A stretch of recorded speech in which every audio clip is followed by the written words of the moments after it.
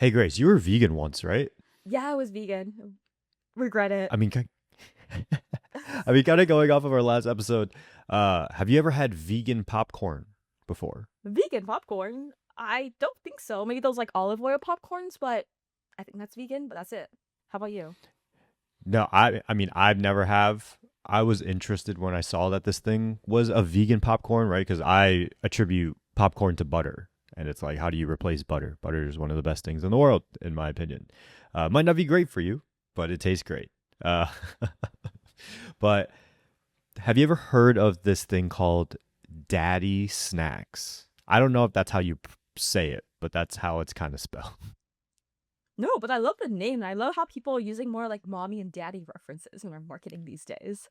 Well, so it's interesting because the reason that it's named Daddy Snacks, the family is, I believe, like Southeast Asian, or no, sorry, South Asian, and the grandmother, her name was Daddy, or it's spelled Daadi. I don't know the proper pronunciation, but I assume it's Daddy or Oh. something like that. I thought they like daddy, like you have daddy issues. Yeah, I mean, Ouch. fair, right? And I think that that's why that they named it that, right? It's a fun play on words. But basically, it's this vegan popcorn brand that the son, I believe, or one of the sons has started to go crazy viral on TikTok specifically, but also on Instagram. I think combined they have like 500K followers. But it's around this whole de-influencing thing and just like influencer satire, which has been absolutely hilarious to watch. Yeah, well, look, I've been seeing more of that. Like a lot of influencers or creators come out just like this product sucks. You should not buy it. But I'd love to learn more. What kind of videos? What are they de-influencing? Yeah, so like this guy started popping up on my feed, and again, a lot of it is just like him making fun of influencers sometimes. And I started to remember his face, and then whenever I would look at the name, it would always be like Daddy Snacks, and I'm like, why is your name Daddy Snacks? Like, I mean, that's hilarious, right? If that was your at name, but it didn't make sense because it was this guy just railing on influencers. His name is Daddy Snacks, and then I clicked in one day, and it literally leads into a vegan popcorn brand that his family is essentially building, and he's just really smart with marketing. Let me share some of the videos. Let me see. This guy's hilarious, right? And like it's so funny because none of that has to do with this brand, right? Daddy Snacks, this vegan popcorn brand. But obviously he's getting a ton of views. And like every once in a while, like again, you can see these sort of pinned videos are of, I believe it's his mom or his grandmother, who kind of created this recipe. And it all kind of just builds awareness for the snacks. I don't know if he does any like real call to actions, but it's clearly working because if you go to like their website to go and buy something, everything is sold out. So it's like it's pretty dope. Like they've got the, oh my god, I might have to buy this. Oh my god, you guys, this is hilarious merch. I wonder what like our term would be. Wait, can I see that merch? I don't think it's seen. Oh wait, sorry, my bad. Um, here. Okay, so here's the merch. Like who's your daddy or the oh my god, you guys. It's so funny. Like I think this stuff is hilarious, right? Being able to capitalize on the ability to stitch stuff. But then again, as you can see, like all this stuff is sold out, sold out, sold out, sold out. And they sell these things for $3.99, but you can get packs of 4 and packs of 8. So I think like I was running rough numbers. It seems like every single time that they run a drop, they sell out. And I believe it was like they're likely making low six figures to mid six figures, which I think is a really solid margin for or a really solid income for like popcorn. You know what I mean? And I Mm-hmm. think this guy started popping up on my feed maybe about like a year and a half ago, I would say. Let's see. Let me go back to his page and see when's their first video. Where you can see like everything is kind of this same style, like very easy talking head video. Again, if you're just listening to this and you're just hearing this guy's voice and you don't know what I'm talking about, like make sure to check out our Facebook, or not, sorry, not our Facebook, our YouTube or Spotify, where you can see the video with it. This guy's content is absolutely amazing. Maybe he has been He's like produced. a dad. Like I feel like he's like a dad kind of looking out for you, like calling Yes. out these like fake influencers and like a father figure. So his first video was 4/12/2024. And even from back then, right? Like the meme of this Indian menu, choose your SpongeBob. spice level. Like American Yeah. mild, American medium. Like I think this is The like his SpongeBob content audio. is hilarious. Yeah, SpongeBob Mm-hmm. audio and everything like that. So he seems to be killing it. What do you think about this strategy of just like quote unquote de-influencing um to influence your own product, I guess, right? If you really break it down that way.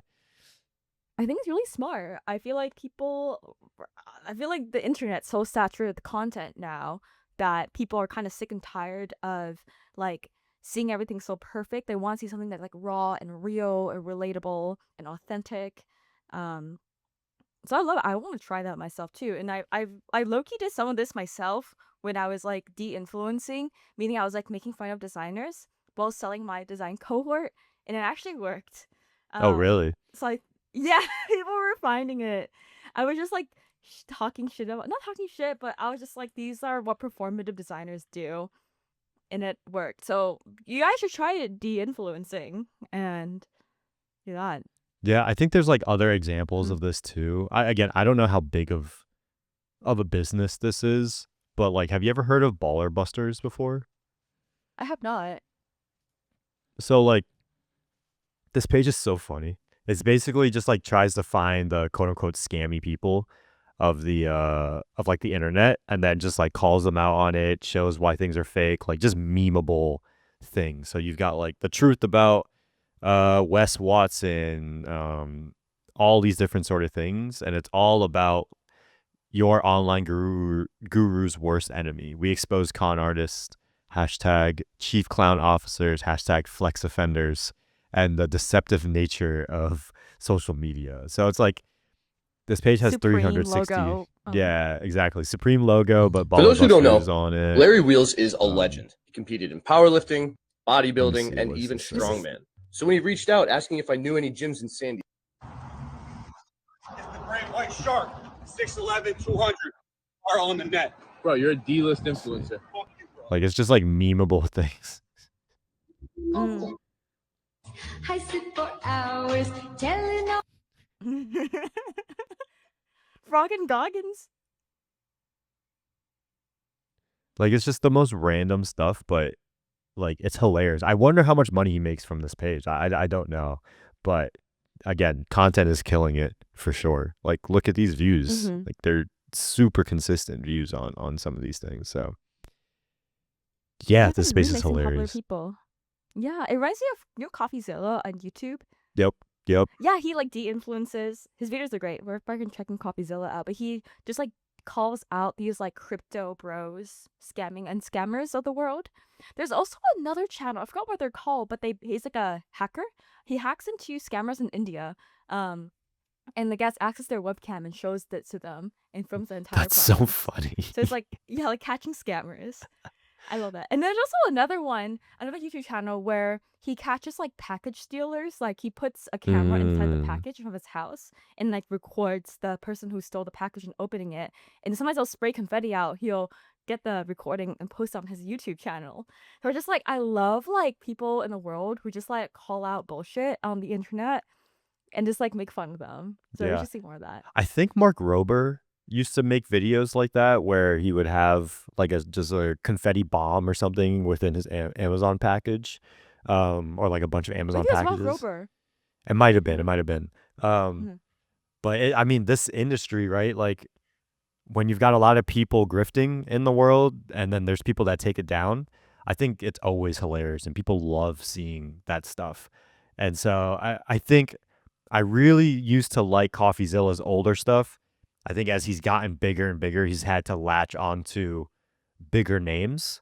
And I don't think I think his stuff is still important and relevant, but it's less about like breaking down the con artist, so to say, and it seems a little bit more clickbaity nowadays. I Mm, still watch his mm-hmm. videos every once in a while, but it does seem like, especially ever since like the whole Logan Paul, Crypto Zoo, and all that stuff, he's been trying to find bigger and bigger names because again, you have to keep the views up, right? And so the only way to keep views Mm, up is you have to find another way to social hack something bigger.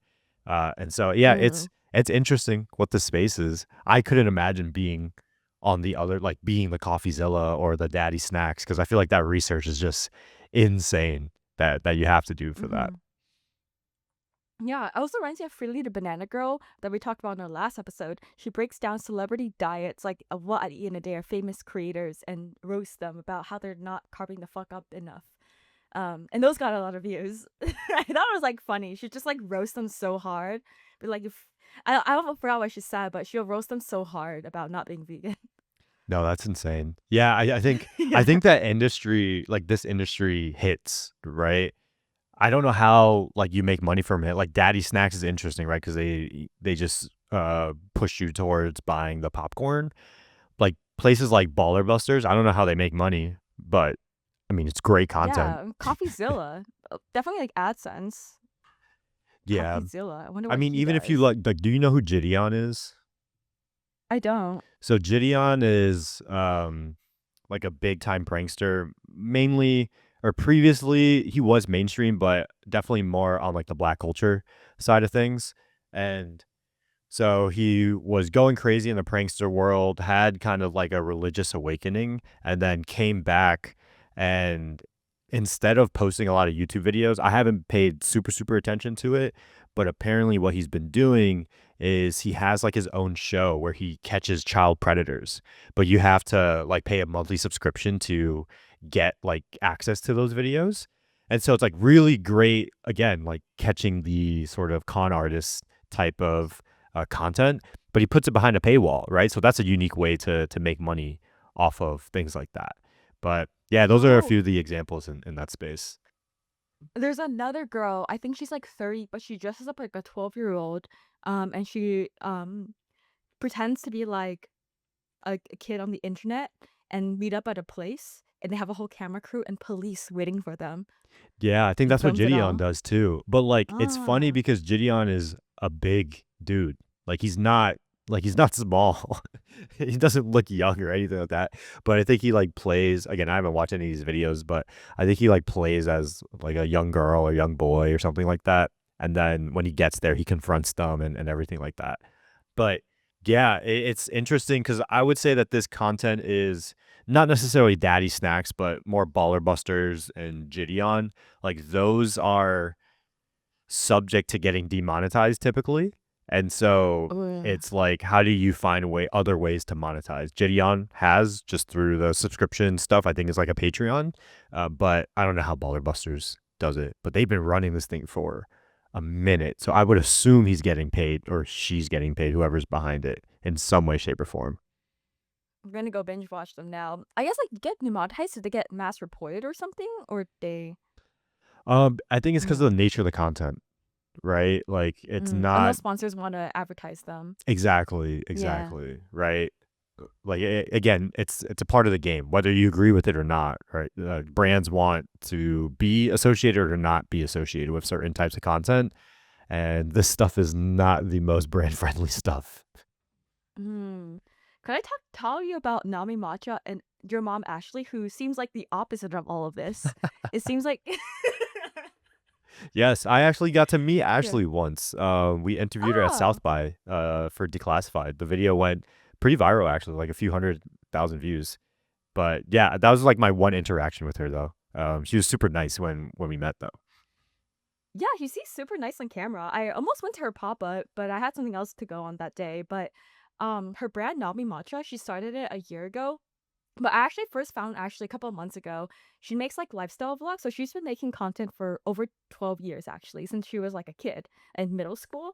Um, and I feel like she spent a long time just like building up a really strong brand and grinding out 2 or 3 videos a week for years and getting really good at speaking for the camera, being readable in vlogs, and just having a strong audience of like Asian American women or girls who follow her content that can relate to her. She does like a lot of lifestyle content, travel content.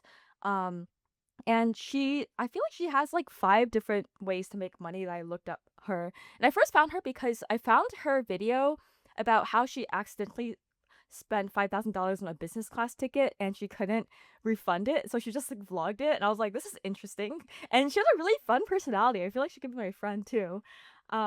But more um more interesting enough, so I read online that when she dropped Nami Matcha last year, she made $100,000 in just 3 minutes.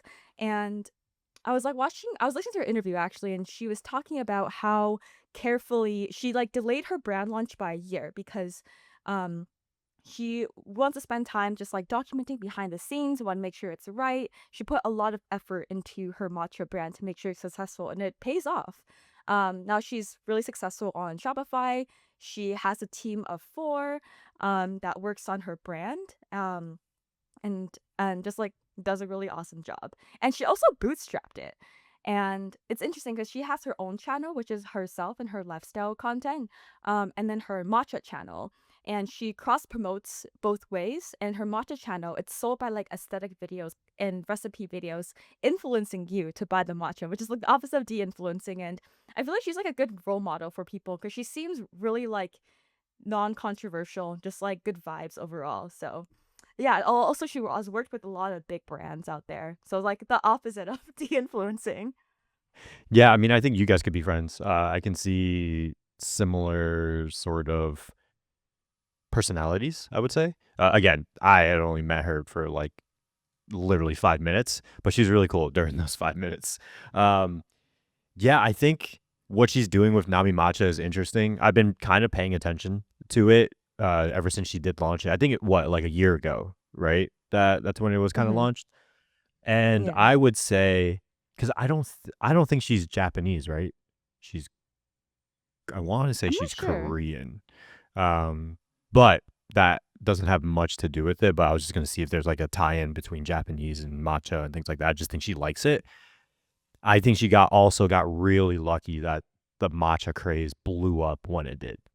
Mm. Like, Mm. talk about timing, right? Matcha is literally at its peak, if not continuing to get bigger and bigger, especially in the US, where like I don't know if you've been paying attention to it or if you drink matcha, but like I love matcha and it has been insane to watch its popularity grow over the past like 2 years, especially the past year, ever since like Japan has really opened up to like tourists and everything like that. I think like matcha you can't even get like it's very hard to get in Japan because of just like production shortages, which is insane to think about. Wow. Yeah, I love matcha. I drink it like almost every day, actually. There's also something interesting about matcha is like if men drink matcha, they're being labeled as a performative male. And it's like there's a whole thing about performative males that have labubus and matchas and people are like memeing on that. Um that's what I learned. Fellow Gen Z people. I That liked matcha before the craze. That's all I'm gonna say. I was drinking matcha like pre-COVID, so Oh, that's nice. that's You're the all I'm gonna OG. say. You're not performative matcha drinking. No, but I totally get what you're saying. And like now even matcha is transcending into the like black community as well. So it's like Oh. broken like cultural grounds, which I think is really cool to see. It's not great for my pocket to see because that just means it's more popular, less supplies, so prices go up. But yeah, no, matcha, I think she l- has done a really good job with the brand of it and timing. You can't really Hmm. do that. Like you can't really plan that, but obviously just getting lucky and being prepared for when you do get lucky, right place, right time. And I assume that Nami's bringing in, if not close to 7 figures, past 7 figures, if I had to assume. Yeah, I feel like she does a really good job in marketing it. Like the good top of funnel is she makes like lifestyle vlogs, so it's a good like daily routine kind of thing, integrating matcha organically in her content. She's like promoting her own brand, showing recipe videos how you can integrate it in your daily life. But also she has an email list, and um like they're always sometimes like if it's sold out, the email list of new drops to captivate the audience. And um she also has posts that like new strawberry matcha sold out in minutes. So acting that FOMO effect, people should like act fast and buy fast. She also does like pop-ups sometimes, like I saw in LA and New York, to get that in-person community too. So it's like her content, the email list, the urgency, the in-person integration, selling merch, and yeah. So yeah, but shout out to Nami. We love matcha. I low-key want to try some as well. Yeah, I I'm was gonna sad I ask, missed have her you tried pop-up. it? Yeah. No, I was going to, but I live in LA and I don't have a car, and to get there would be like $100 of Uber from like Culver to Venice. Yeah, I was in Koreatown at that time, so it would have been like an expensive Uber ride. I think she's based in New York, I want to say, or at least she used to. I don't Mhm. know if her and I forget what her boyfriend's name is. Oh, Kelly. Kelly. Kelly. I Mhm. think they're based in New York, if I remember correctly. But Yeah, her boyfriend's also a content creator too, mhm. and I feel like they collab on content too. I see on the YouTube channel, and they just help boost each other's audience. They have a similar number of followings too. Yeah, she like I think they're one of the power duos when it comes to content in that space. They used to have a creator like house with them two, Elliot Choi, and then I forget what what her name is, the fourth one, but there was a fourth one in there as well in New York when they first all moved in. A lot of drama with that. We don't have to talk about that, but there's a lot of drama in there. There's some videos about it. You can find it online if you want to. Yeah. But yeah, um, I think she's done a great job. Anything else interesting that you've seen, like just doing a little bit of research on Nami Matcha? Yeah. She has a lot of, I feel like it all like integrates really well with her brand, and she also has a podcast and she sells merch, and she also sells merch with Kelly, her boyfriend too. So they have Mm, like, so she has like Nami Matcha, she has her podcast merch, and I'm sure like podcast ads, YouTube AdSense, like I'm sure like Instagram, TikTok Reels bonuses, and her clothing line, and she does like brand deals and probably like affiliate links too. So this is like a creator with 8 streams of income, but I feel like consistency and showing up as herself and being drama free for 12 years has helped her lead to this point, which is pretty cool. yeah. Oh, sorry. The fourth creator, her name is Anne Marie. Shout out to Anne Marie. I actually have spoken to Anne Marie, so I feel bad not remembering her name. But Anne Marie, great creator as well.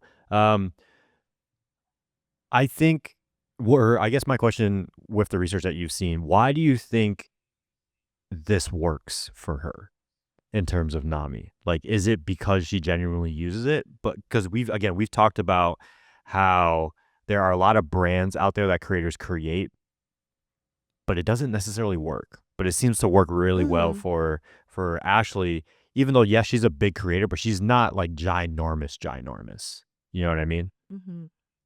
I think it's her loyal audience.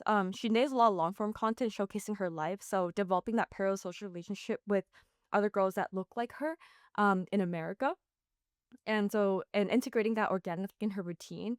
And I feel like the opposite side of that I haven't seen that well. I saw like a deep dive on this is Charlie D'Amelio doing a lot of products. Like I feel like she has like 10 different products, but I heard they kind of like don't do really well, but actually on the other hand, she focused really well on one thing, and she even delayed her launch by 1 year, and she documented her journey building Nami, going to Japan, sourcing matcha leaves, talking about her business, also like with a Shopify sponsor as a brand deal, starting her shop on Shopify. So like just doing everything very intentionally and taking her time to grow the brand instead of like launching a lot of brands that don't exactly make sense. Also building in public and talking about her life and how she builds the brand too. Do you think she should launch anything else besides matcha? Or do you think she should just stay in that matcha space right now? Like with the Nami brand at least. Hmm. I feel like it's only been like a year since it's been out. I feel like Nami brand is doing pretty well. I mean, there's like a lot of things you can do with matcha. You can have like pottery. You can have matcha kits, which she has a matcha kit too on her site. You can have different flavors of matcha.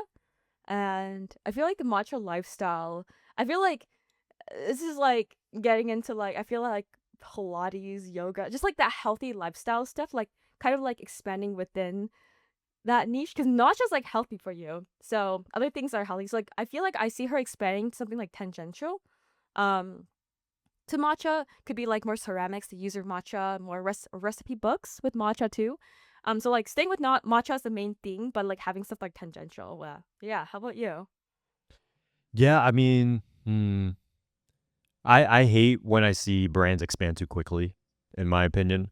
Hmm. I think you Hmm. ride this wave. I think matcha probably has like another year or two when it's at the peak.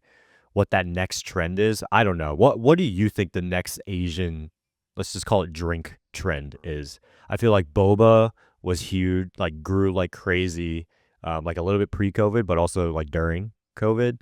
And then coming out of COVID, it was matcha that's really gotten the praise, I would say. What's the next flavor if you had to guess? Because it seems like our culture is Ooh, on top right now. yeah, I think so too. Oh, now Asian culture is like really mainstream. I'm too American for this, but I don't really know any popular. Maybe one thing. I don't know. I don't think this is gonna pop off though. But I like Yuan. It's like how coffee have tea. It's from Hong Kong, and it's really popular in Singapore. But I don't feel like it's gonna take.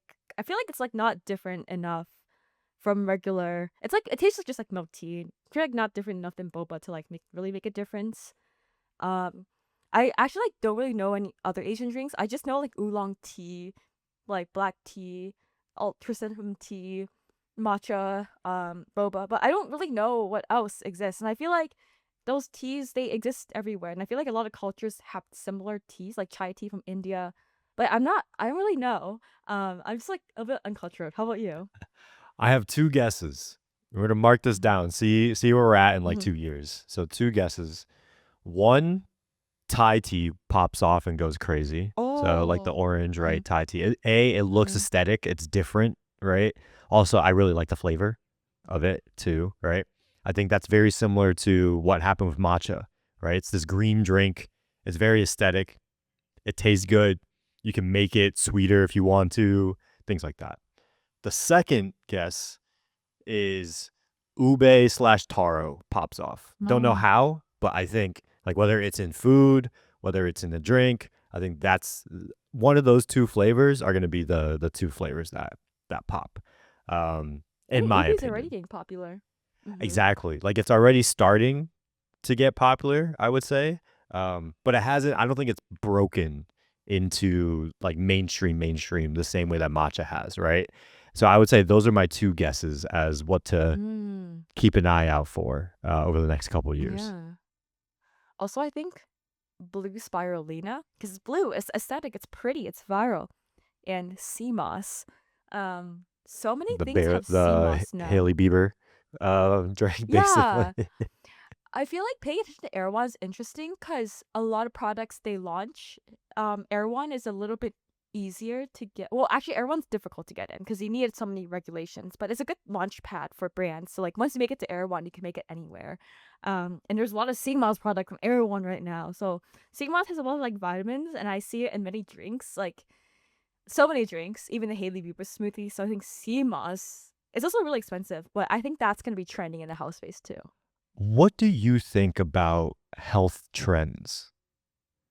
I'll share my opinion after, but I want to know Hmm. yours because Okay. right, like you've done the vegan stuff, talking about CMOS, like clearly you pay attention to it, and then like you lived in SF, where I would say that's where a lot of just health trends start, so to say. And now you're in LA, Hmm. which is like the sexier health trends make it. Let's call it that, right? But yeah, what are your thoughts on like health trends slash food trends? Okay, some history.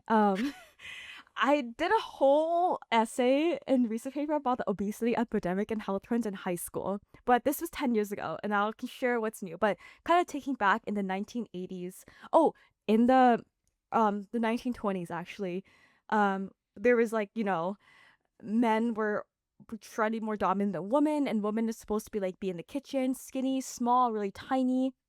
And then in the 1940s, they also have a bunch of like workout machines, so they just wanted to like look really small and like eat very little and look very small, which is actually really really bad for you.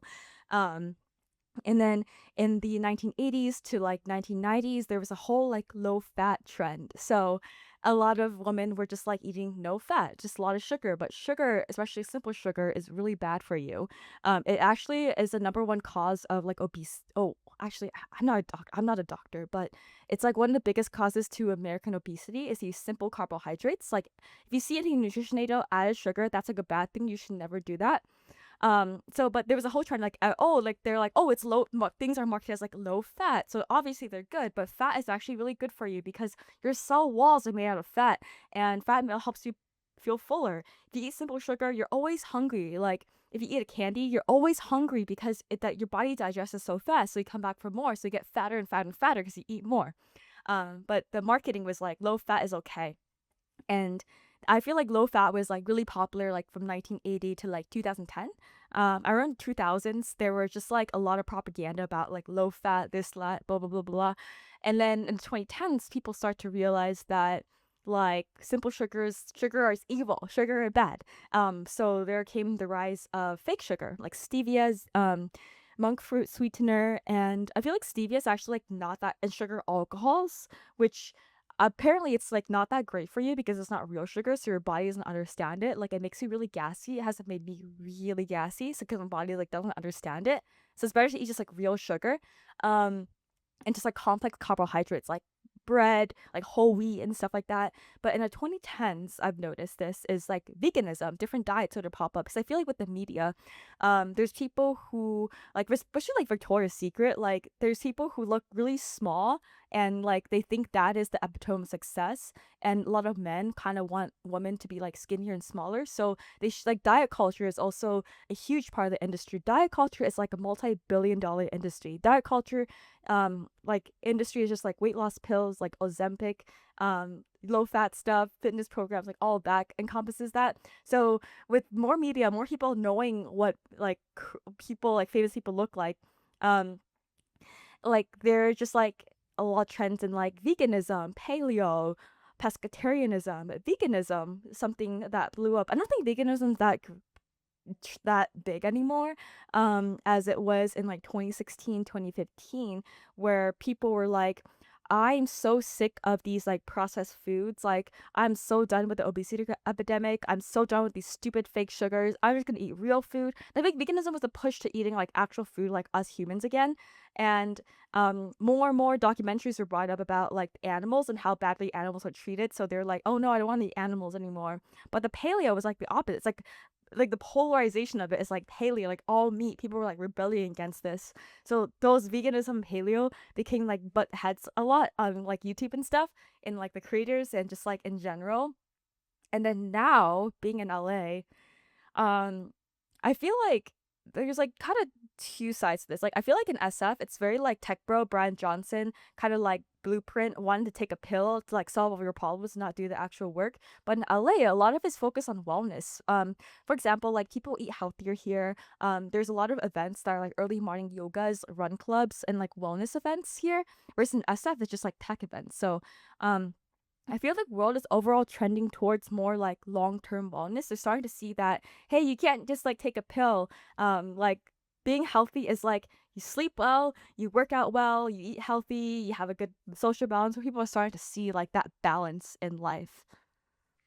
Yeah, so Yeah. like I want to say I agree with a lot of what you said. I don't know the research. You clearly do. You've done the paper. You did your paper on it, right? While you were talking, I did a quick little research. Let me share my screen real quick. I would assume this site is pretty reputable. This is the worldobesity.org rankings. So take it Oh. however you would like.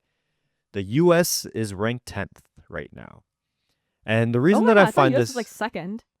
so I thought so too. But that's why that's why like statistics you can never really fully believe, right? Because you can manipulate things different ways if you really want to.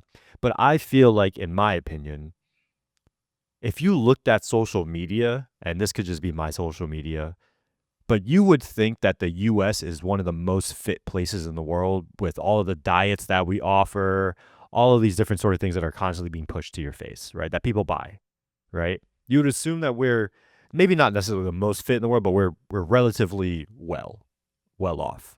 And given that I think we are the wealthiest country in the world too, you would assume that our health rate would would track that. But no. So we're ranked 10th according to this chart. Let's see where like the first like I don't want to say first world European country, but like a Western European country I think pops up. Hungary. Oh, that's Yeah, nice. Hungary. Hungary is like middle. Yeah. Hungary's 21, Croatia 25. But again, these are none of like the quote I think unquote Eastern European. yeah, very Eastern European. Mexico, like Mexico's below us. Which is Oh, I thought Mexico interesting. would be above us because Yeah, the food is like kind of unhealthy. exactly. And they're pretty below us too by like 8%. Mm-hmm. Let's see. So Ireland is like the first, again, Eastern European country or Western European country, so to say, and they're 41. And so I would say we're way off, right? Like, Mm-hmm. I wonder where like England and like UK is 55. Let's see. Germany is 80.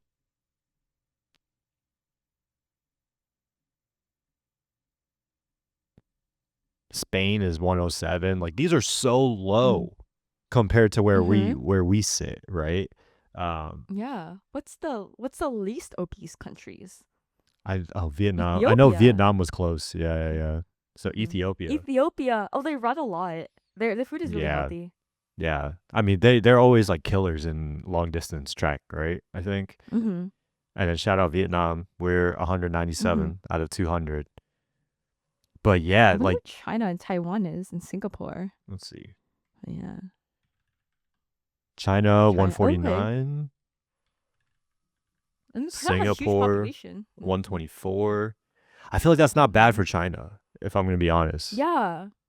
Because China, there's so many people there. It's like pretty Yeah. impressive how they kept it so low. But I also Korea. think like poverty is a factor. Oh, North Korea.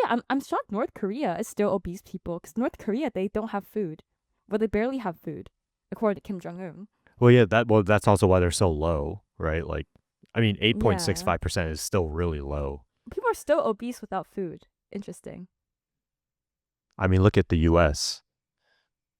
Yeah, we have too much fast food and McDonald's. I'm so shocked we're not number one. It's like Polynesian. It's like I mean, we're American Samoa, so it's like not really U.S., but I guess it's U.S. territory. I mean, Yeah. I guess that counts. So yeah, no, I mean, it It's is like kind of Nauru. insane though. You know what I mean? Yeah, these are like South Pacific islands. Yeah. I Crazy. think that's just like their diet and wonder their why. culture. You know what I mean? Yeah, maybe because they eat. I don't know what they eat. I don't know what their diet is. I imagine like a lot of fish, but I think fish is healthy. I don't know. Well, like even if you look at the like the Hawaiian diet, it's a lot of spam, Oh, that's which true. isn't healthy, Yeah, it's right? not that healthy. But yeah, no, Yeah. like that's why it's interesting to me because again, if you look at social media and you look at the access that we have, again, our healthcare is not great, but in terms of being able to buy stuff, right? Ozempic, paleo diet, all these different sort of things that are always marketed to us.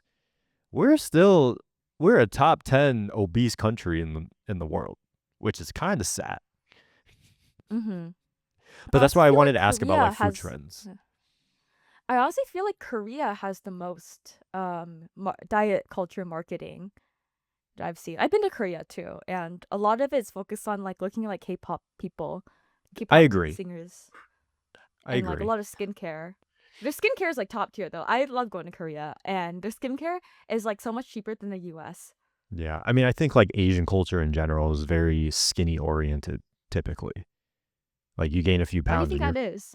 I don't know. Like you gain a few pounds and it's just like, Your aunt Justin, yells you're at getting you. fat. And I'm like, yo, Yeah. I just showed up to the family reunion. Like I just walked through the door. I don't know why that is. I would assume there's something like a part of culture back in the day. But I think Mhm. Asian culture is very aesthetic focused. Whether that aesthetic is right or not, I mean, I don't think that's for us to decide, right? But I think even if you look at the like the flight attendants, right? If you've ever flown like an Asian airline versus an American airline, just wildly different typically, right? If you fly Mhm. Singapore Air or if you fly Korea Air, ANA, any of those, like those flight attendants are basically kind of like supermodels because they take those jobs to find husbands. Apparently, this is what I've been told. I don't know if it's true or Oh, not, but that's what I've been told. Like they use that as a way to, because again, if you're taking care of business class passengers, right, and you become like frequent flyer, and you see them a lot of times, like if you're constantly flying from, let's just call it Tokyo to LA or something like that, then chances are you're going to get to know who your flight attendants are, and then who knows what happens from that like connection, so to say. But yeah, I think Asian fascinating. culture is very aesthetic driven. I know in Vietnamese culture, and I think as well as a lot of East Asian culture, is you want to be as light of skin tone as possible, because typically lighter skin tone means that you're wealthier, which is funny because like a lot of Vietnamese people that come to the U.S., you want to tan a lot, but if you talk to a lot of Vietnamese people in Vietnam, they're trying to be as light as possible.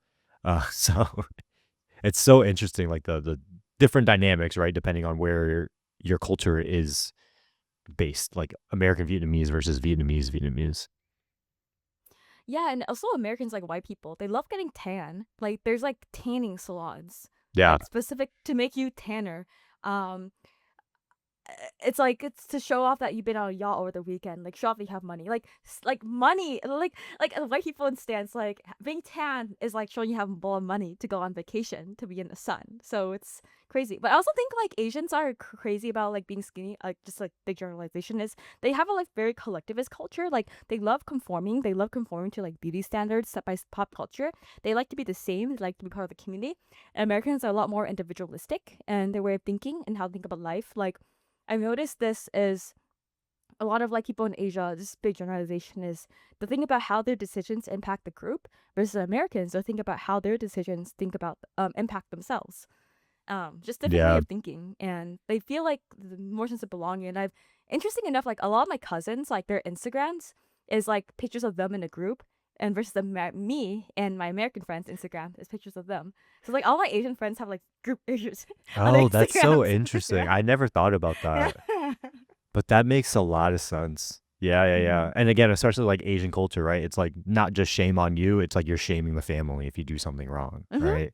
Or you shame the family name and things of that nature. So yeah, I think all of that kind of bleeds into everything. Maybe that even bleeds into, right, like if one person in your family is fat, then quote unquote fat, then everyone else it thinks that your family is fat or something like that. I don't know, but some big generalizations that we're making here. But again, I think it's a really interesting take, though, for sure.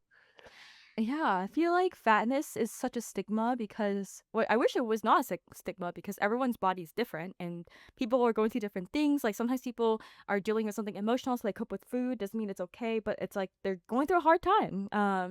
And but it's like stigma is like from this like you don't have control, and it's like sometimes like people can't control themselves because they're in a bad place. So I feel like society we should just stop shaming people or stop judging people based on like how they look because it's not their control. We should like just like be people and just be friends and be chill.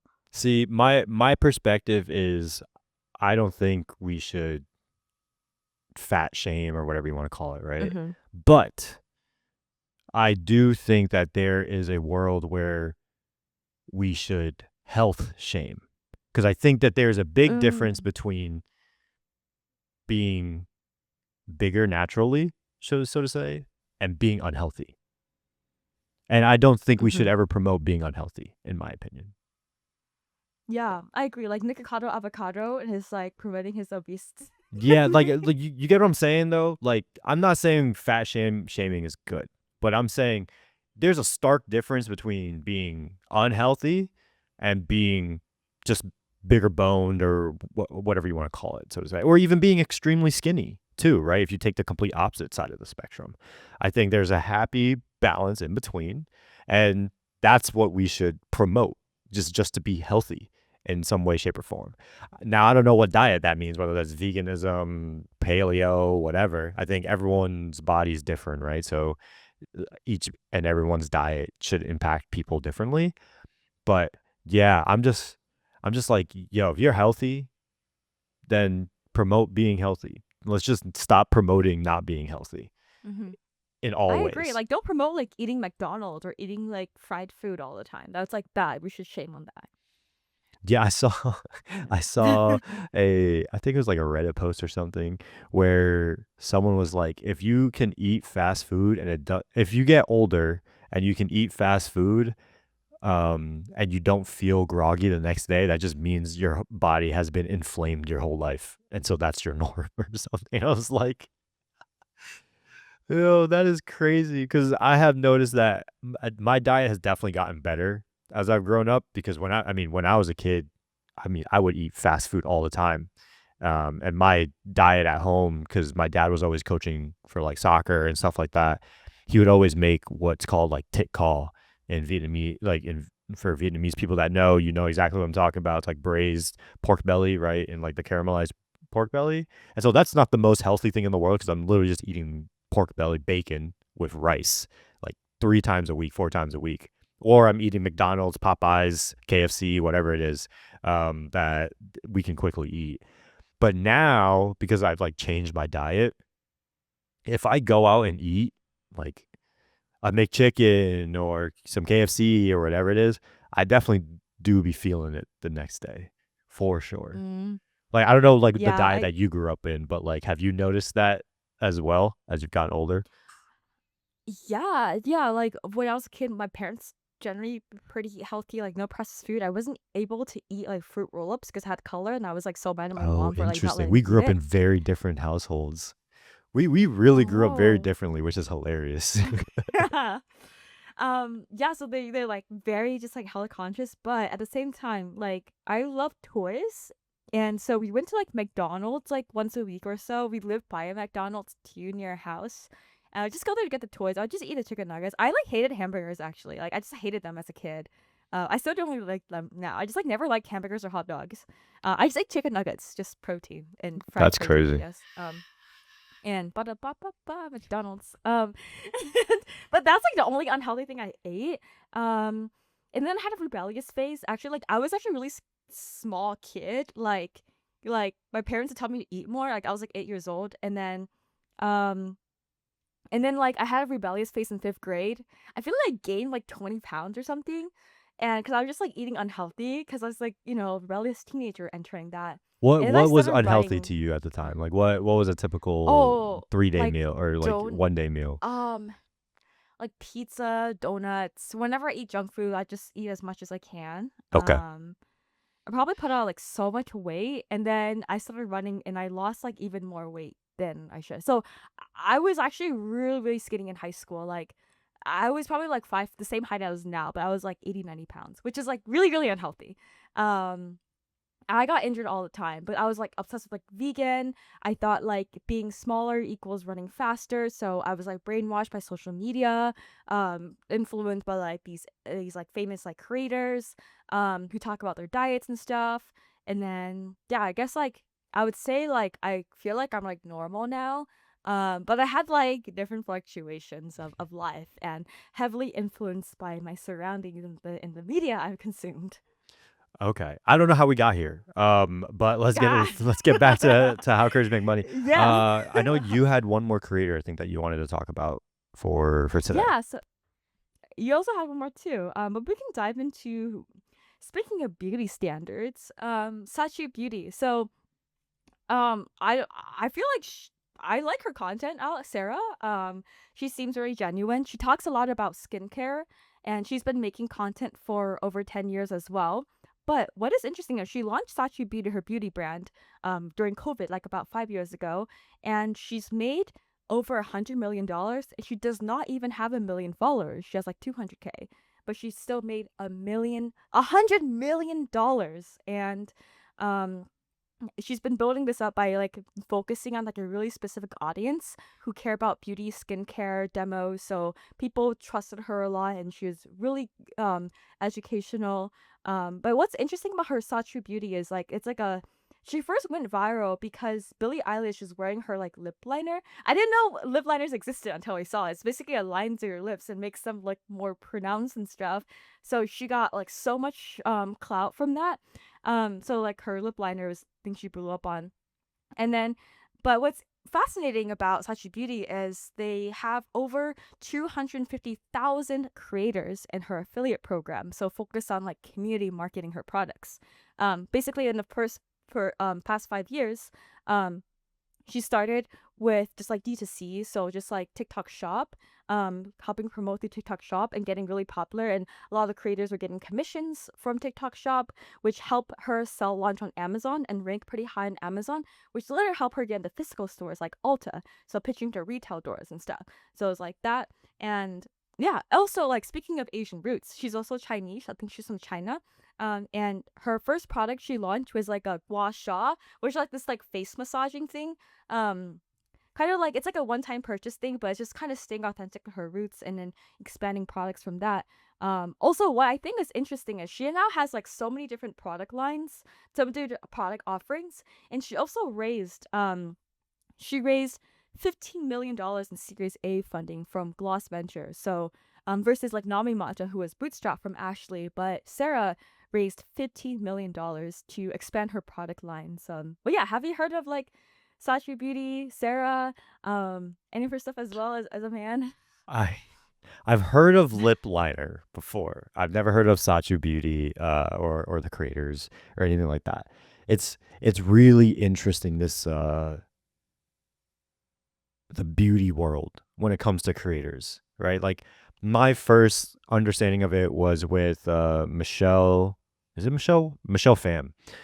She was like Mm. one of the first big content creators, and then she got like the big deal with L'Oreal, I think. And this was like probably 10 plus years ago, right? When I mean, low key, maybe like 15 years ago when that deal happened.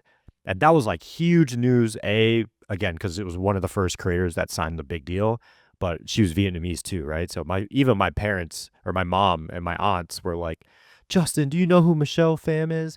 Da, da, da, da. I'm like, no, like I don't watch beauty YouTubers. Like I was probably like 13 at the time, right? Like, but because there's so much money to be made in this space, right? You've got the Sachu Beauties, you've got the Jeffree Stars of the world, you've got all these different sort of brands that these creators have built and created and that are generating, I mean, hundreds of millions of dollars, which is insane that girls, females buy this stuff so much because it's like, how much can you buy? It's crazy.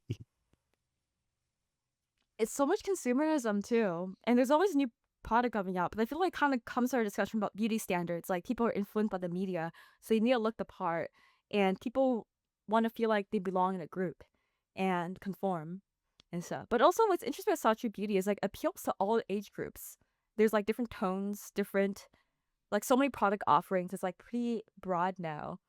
How old are they again? But it's crazy. Did you say? Sachi Beauty. Oh, they started 5 years ago. Sarah's like I think she's like 28 or 29 too. I saw on her YouTube channel. So Yeah, no, I I mean, think this is both Sarah and insane. Ashley like around our age too.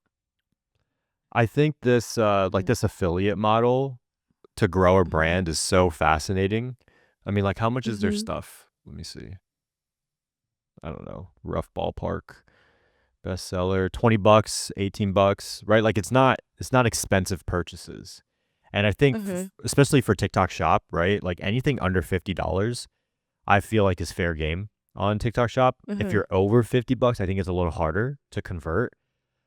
But I say we got like another year and a half of the rise of TikTok Shop before we start to see sort of the numbers go down and everything like that. They start cutting views and everything, as everything always does. But if you're in that lower than $50 range and you're not on TikTok Shop right now and your product has some way to be aesthetic, you are doing something wrong right now. They Because gotta I mean, get just TikTok hearing from shop. Drop Xander's everything. story, right? Mhm. Like these brands are making bank on TikTok Shop right now. Mhm. And her affiliate program is interesting because it's like so many people. They have like a whole Facebook group, and they get 20% commission of all sales generated through TikTok Shop. They also get early access to like different competitions to win like trips and stuff. But these creators, they aren't paid to promote. They're just like paid a percentage of their sales. So it's like no risk for the business to have these creators promote a bunch of UGC content about them. Yeah, and that's why I say I think video creators are gonna be the new blog affiliate models in the future. Like, you just have to be willing to do it, right? The same, like we've talked about it previously, like the Points Guy and all these different sort of bloggers who came up during the sort of early 2000s and early like 2010s, I would say. They're now making, or they've made a killing over the past 10, 15 years by doing affiliates, but via blogs. And now, in my opinion, ChatGPT and all these other sort of LLMs are taking over blogging, because you can just so easily create a written blog that video is going to go and pop off, because of AI is not really at that place where they can build a parasocial relationship with at scale, I would say, and then be able to sell something from it. And until that gap is made, which I think we're pretty far from that, in my opinion. Like, you've got the memeable, like Sasquatch AI stuff and Trojan Horse AI and all that. Like, that's cool and it's funny, but it's not converting things, right? And I think it's going to be a little bit of time before it actually just starts converting the same way that, again, a girl can pick up this lip liner, draw it on her lips, and be able to sell a couple $1,000s worth of product on her socials. And it'll be interesting to see, but I do think that that's the future for the next 5 years. You're going to get a lot of these internet marketers, where before that meant blog into an affiliate, where it means now like probably short form content or long form content, but into an affiliate type of model. Fascinating. And I see these tech bros already engineering like these AI hands to like make product reviews for just their hands. And tech bros trying to scale that too, because there's a lot of money in that. How So, long do you think it interesting gets thing. until we start getting AI videos that convert, like stuff like this? Convert. I think it's already happening on Facebook with these like more people who are not really in tech in the Midwest of US. The middle-aged, older folks can't tell if it's AI. And I know this because I'm in a Facebook group for cruises, and people put AI stuff all the time, but people think it's real. Oh, also, oh my god, I fooled so many people last week. You saw Oh, how you fooled clearly me did too. like I thought you bought it too. Pull I it up. fooled Pull it up so people can see everyone. what you're Oh talking my about. god, this one did so viral. Oh my god, it also did viral on like my Instagram too, like my Design Buddies Instagram. I mean, I swiped up on your So story. I thought that you genuinely did it. I was like, oh, okay. a lot of people did, like 20 people did. Yeah, we can end the pod with this, Let me because this is a see. great story of what you did. What, like last week? I think it was. Yeah. So let me pull it up. Share. Okay. So let me pull up Cluely's billboard. Let me just do a comparison. This is the inspiration. His name is Chungin Lee. I tagged him here. I can't spell his name, but basically, shout out to Cluely for the inspo. So Roy is used by Chungin now. He bought this billboard. So Cluely billboard, like, hi, I'm Roy, I'm 21. This is very expensive. Please buy my thing, Cluely.com. I was like, oh, this got my 3K likes. I was like, I am inspired. So I literally, like, let me show you my ChatGPT prompt. So I literally made the same thing in ChatGPT 5. I just like put in a picture of the Cluely's billboard, and I told it to change the text to, hi, I'm Grace. I bought this billboard next to Cluely, so you'll join Design Buddies. Designbuddies.community. And my caption, if you're scared to spend $69 million on a single ad, you're not thinking big enough. Join Design Buddies. I totally fooled so many people. I also called them like, y'all go to Skibbity Rizzlers Uvo. And this got like 160k 65k views on Dang. LinkedIn and You should 65 run it comments. again. You should run it again, Mhm. but your hook say, if you're not afraid to spend 69 million on a design, and see if that does Ooh. better. Because right, like there's no Yeah, I should do design that. there, right? It's just text on a thing. People might be like, you spent all this money on this, blah blah blah. People literally thought, like, literally after this, like, some people swiped on my Instagram story, and like people were messaging me, like people coming out of the woodwork, so I haven't talked to it from years, asking me for favors because they think I'm rich, like $69 million. Like, it's so so funny. And okay, let's take a look at some of the comments. So a lot of my friends were like loving this, Greatest banner ad I've ever seen. Respect. Love this. Wow. Love this hilarious trend. Iconic behavior. But would you spend 420 million? I was like, no, I would spend 420, 69, 69, 69 million. Like, and then my spelling mistake, why thank you. I didn't even edit out my spelling mistake. I just like kept it in. People like commented on that. Fire ad. Out of curiosity or transparency, did it cost you or your business 69 million? I was like, it cost their competitor 69 million. Or like, how much you spend on that though? Like, who's their competitor? Like, I'm like, no, it did not cost me 69 million. It cost the competitor 69 million. How you got so much money? I was just like, from my aura. Ooh. Just aura farming the whole post. I just started trying to start. Okay, so here's why this is hilarious. Right? Yeah. You just straight up lied and said 69 million. People could not even pick up that that's a lie. Right? So like you deserve to be fooled if you genuinely believe that someone spent $69 million on this. B, it is insane what you can do with social, because from one post, and people think that Design Buddies is a $1 billion company probably, and they spent $60 million on something like this. That's insane. Okay. People are so gullible. Exactly. Which is why I think LinkedIn stuff works so well, because you'll see people that are like, here are the 5 things that I learned about getting divorced that apply to selling SaaS. And you're like, huh? What? And that will go viral compared to the actual post that has genuine value about selling on SaaS. But here's the funny thing. How much do you think it costs to buy a billboard on Times Square? I feel like 10K. I feel like it's not that expensive. So many people do it. Okay, so 10K, right? Yeah. Here's the hack that Carrot started. I think Carrot was one of the first ones that did it. Oh, yeah. Right? Oh, So I think yeah, they I were wanna the hear about first it. ones that did it. This is how they got creators to post about them, essentially. Right? Because it's like, how do you get some of the biggest creators in the world to post about you? You have to give them an experience that they've never had. Case in point, Times Square billboard, right? If someone, Stephen He, for instance, right? Because we've talked about him on the pod, and I think he's a Carrot holder. It probably cost him, I would assume it probably cost 25K plus for him to post on his story, if not more. I would assume, right? But if you buy him a Times Square billboard and you tell him to show up at a specific time, and this is when it's going to pop up, it only cost $150. Oh, shit. That's it. $150 for 15 seconds. That's not that bad. And so, especially if you look at it from a Carrot business model, right? You just got 25K plus worth of value for $150.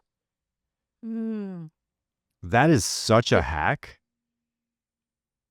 I gotta do that for Design Buddies. Also, someone did that to me too. I have a Times Square post I can share too. Another company. This was like 2 years ago actually, so I feel like they might be the OGs. This was going super viral, so I have this post. I still pin because I got a lot of likes. It's by Top Mate.